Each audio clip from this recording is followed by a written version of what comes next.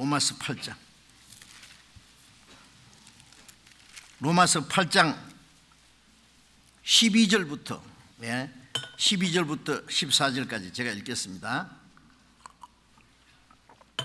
그러므로 형제들아, 우리가 빚진 자로 돼 육신에게 져서 육신대로 살 것이 아니니라. 너희가 육신대로 살면 반드시 죽을 것이로되 영으로서 몸의 행실을 죽이면 살리니. 14절 같이 읽읍시다. 무릇 하나님의 영으로 인도함을 받는 그들은 곧 하나님의 아들이라. 우리가 빚진 자로 되었으니까요. 바울사도는 우리가 모든 사람의 빚진 자. 왜요? 복음을 전할 빚을 졌어요. 빚진 사람이 빚을 갚을 책임이 있듯이 우리는 빚진 자입니다. 그런데 육신에 져서는 안 된다고요. 육신은요, 자문에 보면은 거물에게 두 딸이 있어 다구다구하니라. 거물이 딸처럼 맨날 뭐 욕이만 하고, 빚진 자가 빚 독촉하듯이 재밌는 거 보여달라, 맛있는 거 먹여달라, 좋은 거 듣게 해달라, 재밌는 데 가게 해달라, 뭐 어떻게 해달라. 육신에게 빚져서 육신에 그 절거하는 거, 육신이 요구하는 것을 육신에게 져서 육신대로 살 것이 아니다 그러잖아요. 빚쟁이들이 빚 달라고 하면은 빚에 졸려서 빚 갚으려고 하듯이 육신에게 져서 육신대로 살면 안 된다 그 말이에요.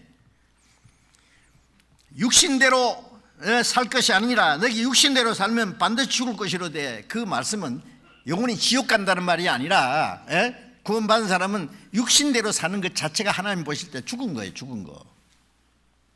산 사람은 산 사람답게 살아야 될 거 아니에요. 산 사람이 죽은 사람처럼 살면 되느냐. 육신대로 살면 반드시 죽을 것이다. 영으로서 몸의 행실을 죽이면 살리는, 영으로, 성령으로 육신을 정복해야 되는 거예요. 영혼을 거스려 싸우는 육체의 정욕을 제어하라 그랬잖아요. 그래 바울 사도는 내 육체를 쳐서 복종시킨다 그랬어요. 바울 사도는 나는 날마다 죽노라 그랬어요. 육체는 쳐서 복종을 시켜야 돼요. 이 육체 하고 싶은 대로 놔두면 한전도 없어요. 구원받은 사람이 평생 자기 육체의 종이에요. 그냥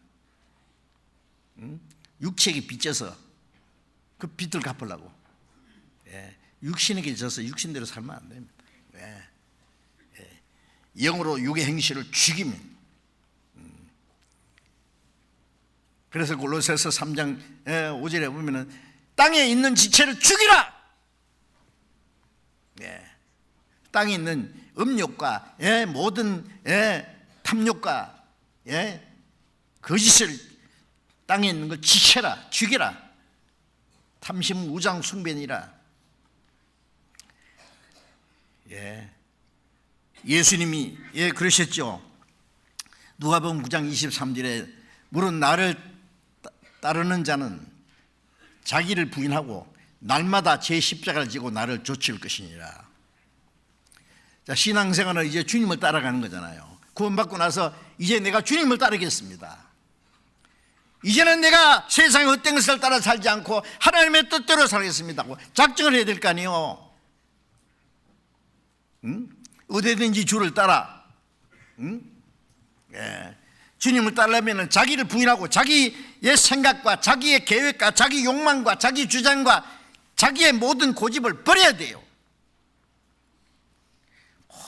전부 자기 투성이에요. 자기를 부인하고. 바울 사도는 나는 날마다 죽느라 내가 그리스도와 함께 십자가에 못 박혔나니 이제 내가 산 것이 아니라 내 안에 그리스도께서 사신 것이다. 자기를 부인하고 자기 십자가를 지고 이제 자기를 부인하고 주님을 따라가는 그 십자가는 고난입니다. 주님을 따라가는 건 고난이에요. 신앙생활이 그렇게 쉽습니까? 구원받은 건 은혜로 받았기 때문에 쉬운데 주님 따라가는 건 그렇게 쉽지 않습니다. 육신의 모든 욕망도 포기해야 되고, 주님을 따라가는데 어떤 고난이 닥쳐도 예? 예. 날마다 제 십자가를 지고, 사람마다 십자가 모양이 조금씩 다른 것 같아요. 가정에 지어야 될 십자가, 직장에서 지어야 될 십자가, 교회 안에서 지어야 될 십자가, 순종하기 위해서 지어야 될 십자가 모양이 각각 있어요. 십자가를 지고 나를 쫓을 것이라. 묵묵히 주님을 따라가야 됩니다. 말없이. 예. 그래서 자기를 부인하고 자기를 십자가를 지고 주님을 묵묵히 따라가는 그 사람이 성장한 사람입니다. 영에 속한 사람. 언제까지 그 어린 아이의 탈을 벗어보지 못하고 그 안에 머물러 있지 말고 우리는 성장한 사람이 되어서 성령을 따라 사는 사람이 되어야 되겠습니다. 성령을 쫓아 행하라. 그러면 육체의 소욕을 의지 아니하리라. 무릇 하나님의 영으로 인도함을 받는 그들은 하나님의 아들이라. 그 말씀은 하나님의 영으로 인도를 받아서 하나님의 아들이 되는 게 아니라 하나님의 성령으로 인도받는 그것이 하나님의 아들은 증거다 그 말이에요. 증거. 하나님의 아들이 됐으면 하나님의 아들답게 살아야 될 거 아니에요? 여러분 뻐꾸기가 알 낳는 거 보셨죠? 뻐꾸기는 지의 둥지에다가 알 낳는 게 아니라 남의 둥지에다가 알 낳아요. 다른 새. 그런 거 보셨죠? 제geb이라는 좀 아는 새가 알 낳는데 둥지에 잠깐 그 새가 없는 사이에 얼른 거 가서 뻐꾸기 알을 낳고 가요. 그러면 이 바보 같은 제개비가 그걸 자기 알인 줄 알고 계속 품는데 조금 크면 이제 이 제개비보다도 훨씬 더 몇 배나 더 커서 그래도 눈치를 못 채. 계속 갖다 먹이는 거예요.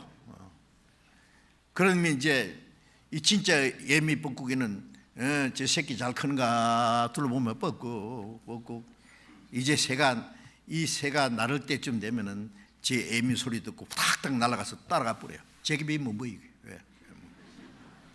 죽게 살기로 길러놨더니. 여러분 뻐꾸기는 제 애미 듣고 따라 날아가는데 그리스도인들은 누구 말씀 듣고 따라가야 됩니까? 예수님께서 내 양은 내 음성을 듣고 나를 따르느니라. 주님의 양은 주의 음성을 듣고 주님을 따라가야 돼요. 어디든지. 무릇 하나님의 영으로 인도함을 받는 그들은 하나님의 아들이라. 우리는 하나님의 아들입니다. 하나님의 그 음성을 들을 수 성령이 계셔요. 좁은 길을 걸으며 밤낮 기뻐하는 것 주의 영이 내게 계심이라. 주님이 내 안에 계신다는 것, 우주 만물을 창조하신 거룩한 분이 절대자가 내 안에 계신다. 여러분 그분을 어떻게 하랍니까? 푸대접 하랍니까? 함부로 대하랍니까? 모른 체 하랍니까? 무시하랍니까? 나를 위해서 십자가 죽으신 그분이 내 안에 계셔요. 지금 나를 영원한 하나님 나라에까지 인도하실 그분이 내 안에 계셔.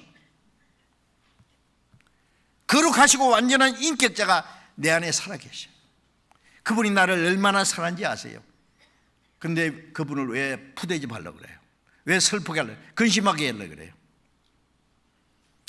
이제는 어린아이가 철이 들면은 부모를 기쁘시게 하려고 하잖아요.